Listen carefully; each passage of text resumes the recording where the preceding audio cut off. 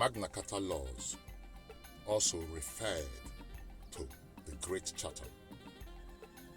It is the most important document in history as it established the principle that every one is subject to the law, even the king and the queens, and guarantees the right of individuals, the right to justice and the right to a fair trial. Fair trial for Nnamdi Kanu, the leader of IPOB. I'm going to skip that one. Now, let me talk about the three laws in Magna Carta that strikes me, and that is food, shelter, and healthcare. These three basics necessities must be provided to human beings. It does not matter where you find yourself, what aisle you find yourself, you are entitled to do those three basics.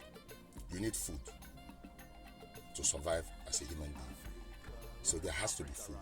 And there's enough food in the world to go around for everybody, even the Africans. We see how much they infiltrated in our foods now. They are sending genetically modified food to Africans to eat because they want to shorten our average life expectancy, which already have been affected by insecurity, by economic instability that we have in that region. So guys, be mindful about the food you eat in Africa. It doesn't matter how robust the fruits look like, how robust the apple look like, or the pineapple. Those foods, I can tell you, are 60% chemical in them. The next one is shelter. Everyone, every human being needs a shelter. That is the roof over your head. Your country must provide that for you. It is a human basic necessities.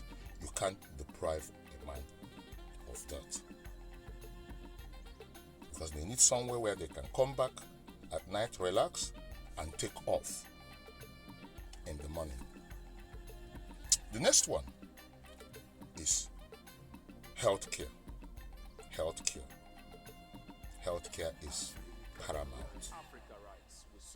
You can't do without having access to affordable and quality health care. Because we all know that the establishment, the people you call the world power, for instance, WHO,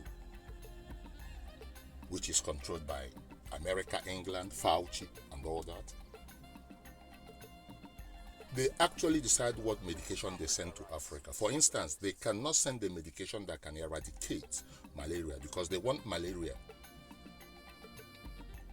to remain there in Africa so that the pharmaceuticals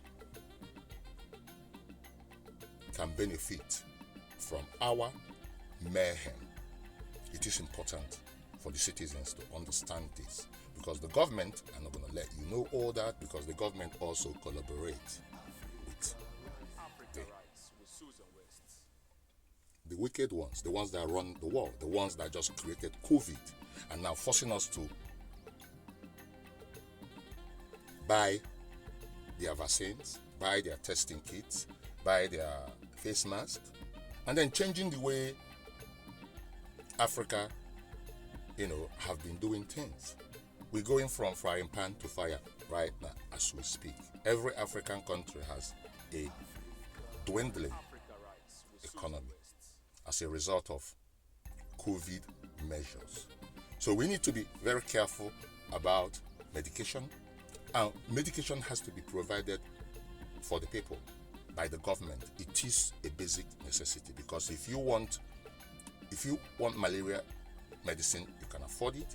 If your kidney have a problem, you should be able to afford kidney transplant and all that in your country.